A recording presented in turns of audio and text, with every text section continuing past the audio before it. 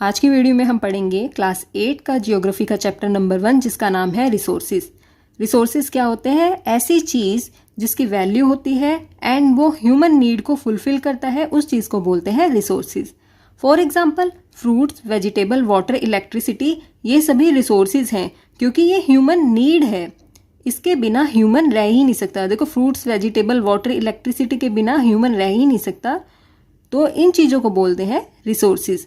किसी भी चीज़ को रिसोर्सेज तभी कंसिडर किया जाता है जब उस चीज़ की वैल्यू होती है एंड उसकी यूटिलिटी होती है।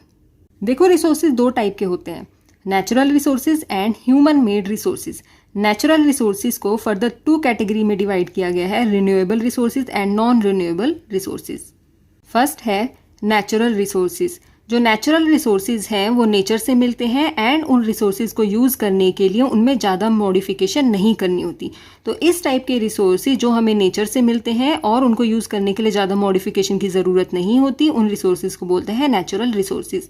नेचुरल रिसोर्सेज का फर्स्ट टाइप है रिन्यूएबल नेचुरल रिसोर्सेज। जो रिन्यूएबल नेचुरल रिसोर्सेज होते हैं वो बहुत जल्दी रिन्यू हो जाते हैं।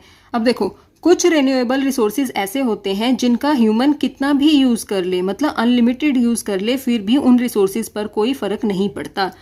वो रिसोर्सेज हैं solar energy and wind energy. लेकिन कुछ रिन्यूएबल रिसोर्सेज ऐसे होते हैं जिनका ज़्यादा से ज़्यादा जब ह्यूमन यूज़ करता है तो उन पर अफेक्ट पड़ता है, जैसे वाटर, सॉइल एंड फॉरेस्ट। अगर ह्यूमन इनको ज़्यादा से ज़्यादा एक्सप्लॉइट करेगा तो इनके स्टॉक पर फ़र्क पड़ेगा। नेचुरल रिसोर्सेज का सेकंड टाइप है नॉन रिन्यूएबल रिसोर्सेज।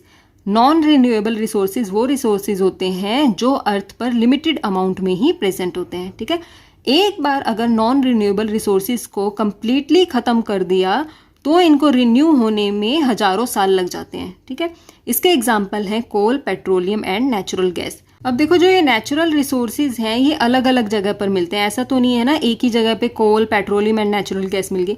किसी जगह पर कोल मिलता है, किसी जगह पे पेट्रोलियम एंड कहीं पर मिलता है नेचुरल गैस। ये सब डिपेंड करता है कुछ फिजिकल फैक्टर्स पे, जैसे क्लाइमेट एंड एल्टीट्यूड। हमने रिसोर्सेज में नेचुरल रिसोर्सेज के बारे में पढ़ लिया, उसमें हमने renewable and non renewable resources के बारे में पढ़ा। सेकेंड है human made resources.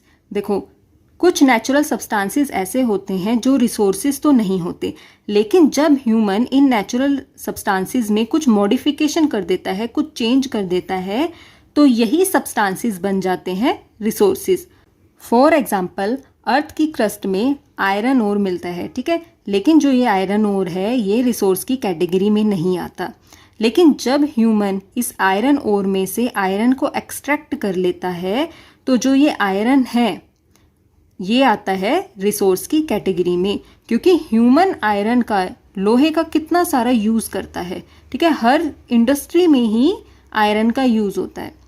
For example, buildings बनाने के लिए, ब्रिजेस बनाने के लिए, व्हीकल्स में, मशीनरी में, इन सभी में लोहे का यूज़ होता है। ठीक है, तो ऐसे रिसोर्सेज जिनको ह्यूमन बनाता है उन रिसोर्सेज को बोलते हैं ह्यूमन मेड रिसोर्सेज। देखो, जो टेक्नोलॉजी है उसको भी ह्यूमन ने बनाया है, इसलिए टेक्नोलॉजी भी ह्यूमन मेड रिसोर्स की कैटेगरी में आता है।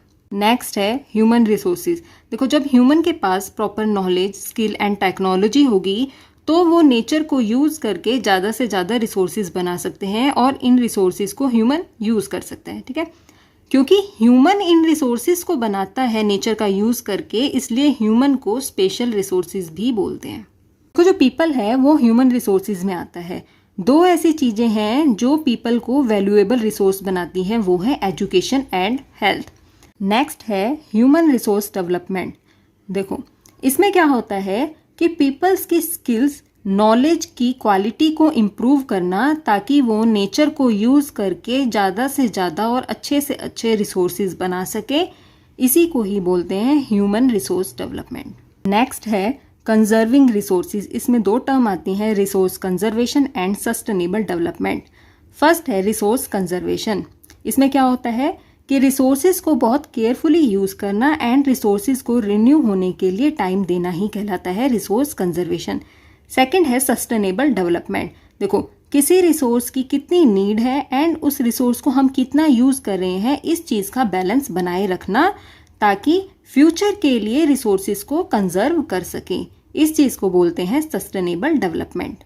नेक्स्ट है बहुत सारे ऐसे वेज हैं जिनसे रिसोर्सेज को कंजर्व किया जा सकता है। फर्स्ट है जिसमें चीज़ों के कंजप्शन को रिड्यूस करना, बहुत सारी चीज़ें ऐसी हैं जिनको हम रिसाइकल कर सकते हैं, उनको रिसाइकल करना, एंड बहुत सारी चीज़ें ऐसी हैं जिनको हम रीयूज़ कर सकते हैं, उनको रीयूज़ करना। ठीक है। सेकंड है all uses of renewable resources are sustainable. Third है जो नेचुरल एनवायरनमेंट सिस्टम है उसके डैमेज को मिनिमाइज करना। फॉर एग्जांपल वाटर का तभी यूज़ करना जब उसकी नीड हो, कम से कम प्लांट्स को काटना एंड ज़्यादा से ज़्यादा प्लांट्स लगाना। नेक्स्ट हम पढ़ेंगे प्रिंसिपल्स ऑफ सस्टेनेबल डेवलपमेंट, जिसमें फर्स्ट है respect and care for all forms of life. देखो हमारी अर्थ पर जितने भी जो ऑर्गेनिज्म हैं उनकी रिस्पेक्ट करना और उनकी केयर करना। सेकंड है improve the quality for human life, human life की क्वालिटी को इम्प्रूव करना। थर्ड है conserve the earth's vitality and diversity, हमारी अर्थ पर बहुत सारी डाइवर्सिटी है, बहुत सारे फ्लोरा एंड फोना है, उनको कंजर्व करना। नेक्स्ट है minimise the depletion of natural resources, जो नेचुरल रिसोर्सेज हैं उनके यूज़ को कम से कम करना ताकि जो नेचुरल रिसोर्सेज हैं वो डिप्लीट ना हो सके। नेक्स्ट है change personal attitude and practices towards the environment, मतलब किसी भी पर्सन का एटीट्यूड पॉजिटिव होना चाहिए एनवायरनमेंट के लिए। कोई भी पर्सन ऐसा काम ना करें जिससे एनवायरनमेंट में हार्मफुल कंडीशंस क्रिएट हो सकें। ठीक है, हमेशा उसे ऐसा काम करना चाहिए जिससे एनवायरनमेंट क्लीन हो और जो कि सभी के लिए वैल्यूएबल हो। उसके बाद है enable communities to care for their own environment, जो कम्युनिटीज़ हैं, जो पीपल हैं, उनको एनवायरमेंटल एजुकेशन प्रोवाइड करनी चाहिए ताकि उन्हें पता लग सके कि हमारे लिए एनवायरनमेंट क्यों ज़रूरी है, हमें एनवायरनमेंट के बारे में सोचना क्यों ज़रूरी है। जब उन्हें प्रॉपर एजुकेशन मिलेगी तभी वो पॉजिटिवली एनवायरनमेंट के बारे में सोच सकेंगे।